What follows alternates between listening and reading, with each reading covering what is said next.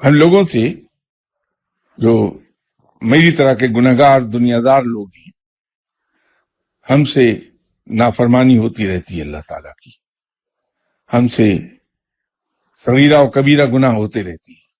अक्सर औकात वो नादानिस्ता होते हैं, हम लाइल्मी में गुनाह कर डालते हैं, बाज़ औकात वो दानिस्ता भी होते हैं।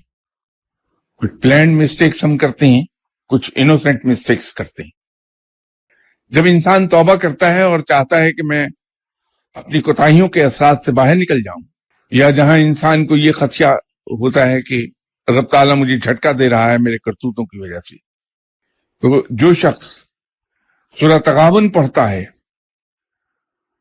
हर रोज ईशा के बाद, अल्हम्दुलिल्लाह उस पर से वो असरात खत्म हो जाती हैं।